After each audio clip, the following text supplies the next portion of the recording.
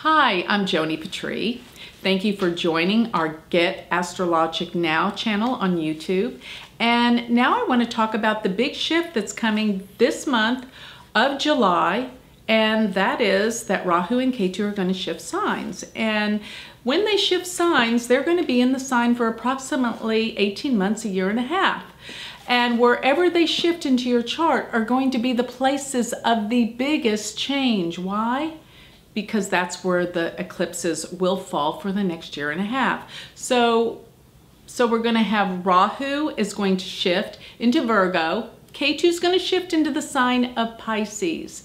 And for those that have a Virgo ascendant, you're in for some radical shifts and changes. Why? Because if you have Virgo, then that means Rahu as your ascendant, Virgo as your ascendant, that means Rahu's in your first house.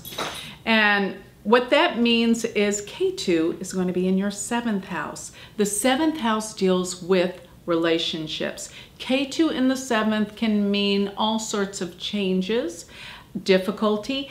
If your relationship is under problems, if there's shaky ground in your relationships, look out, because anything that has been hidden will surface. Remember that Rahu and Ketu are considered shadow planets, and what they do is they bring up the shadows and things that you may not know about. And in this particular ascendant for Virgo, this is going to involve your relationships. So if you have a healthy relationship, then maybe some issues will come up for healing that will improve and make your relationship better. But for those that have relationships on shaky ground, look out. There may be some problems and some breakups. If you have Leo as your ascendant, and remember, you can also look at these from your moon sign. But if you have Leo from your ascendant or moon sign, this means that Rahu is transiting the second house and Ketu is in your eighth house. This is all about money matters. So this is going to be the time for the next year and a half that financially money matters will change, and probably there'll be a good increase in your finances. So there could be money coming in through extreme unexpected ways, and it could even come through an inheritance or through other people. If you have Cancer as your ascendant, this means that Rahu is transiting your third and Ketu is in your ninth.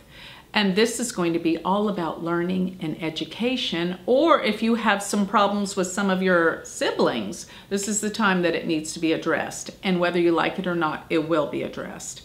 But with Ketu in the ninth, there can be some issues concerning your father, or even memories of your father if he's deceased. But this will also be a year of great communications, maybe writing that new book or studying and going back to school.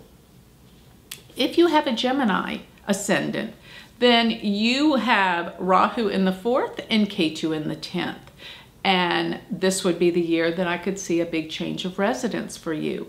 I think a lot of things have been brewing around this area, but this is the time that either you're going to renovate your home, move, or people could move in or move out of your house. But I see changes in residence, home, and possibly changes concerning family or your mother. If you have Taurus as your ascendant, this means you have Rahu transiting the fifth house and Ketu in your 11th house. And this would mean that you can have some compulsive ideas, because the fifth house is the mind. So with Rahu there, you can be very compulsive and obsessive about thoughts and ideas, and you just got to get a handle on this. If you have children, beware, because you need to know where they are. But Ketu in your 11th house can mean a loss around friendships and big changes in who you associate with at this time. If your ascendant is Aries, this means that Rahu is transiting your 6th house and Ketu is in your 12th house.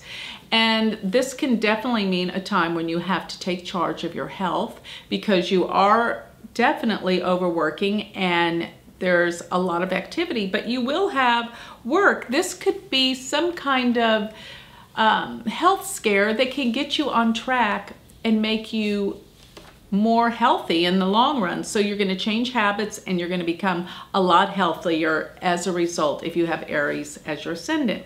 If you have Pisces as your ascendant, remember this is the sign that Ketu is coming into. This will be the year of the most dramatic changes of your life because we have Jupiter aspecting your first house, as well as Uranus-Ketu conjoining. So you are going to remake yourself and things about your entire life are going to change.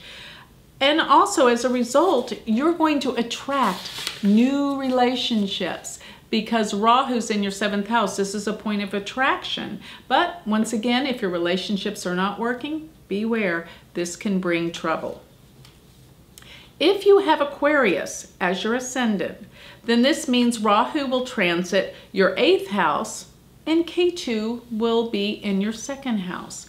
This will, once again, deal with money matters. So money, financial matters, you're going to look into ways to resolve any difficulty, and this will be a time of cleanup, any kind of debts or problems you might have had financially.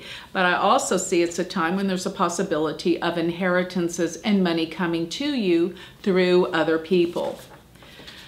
If you have Capricorn as your ascendant, this means that Rahu is in your 9th house and Ketu is in your 3rd house. This is a year of change with travel plans, going to exotic places, learning through education and higher means. But specifically, some spirituality can come through long pilgrimages to other countries and unusual different places where you learn. If you have brothers or sisters, there could be some problems. If you see a problem on the forefront, please take heed because it could be a serious problem. If you have Sagittarius as your ascendant, this means that Rahu is transiting your 10th house and Ketu is in your 4th house. Of course, areas around work and career, there could be some great opportunities, and these opportunities would probably entail that you have to change residence. But there's expansion and gains that you will expect great opportunities that come from your work and your career. Rahu is wonderful for career issues in the 10th house. If your ascendant is Scorpio, this means that Rahu is transiting your 11th house and Ketu is in your 5th house. This is a time of new friendships, of very important and powerful people that will come into your life and present you with a new array of opportunities that will bring you wealth from what you do in terms of your career. And if you have children, please be aware of their whereabouts because this could be a time that they are secretly doing things that you may want to know about. If your ascendant is Libra, this means Rahu will transit your 12th house and Ketu is in your 6th house. Please take care of yourself. Ketu in the 6th can cause some health problems, and this is probably as a result of a long duration of stress that you've been experiencing because Rahu has been in your 1st house for the last year and a half, and now the effects may be felt in terms of your health.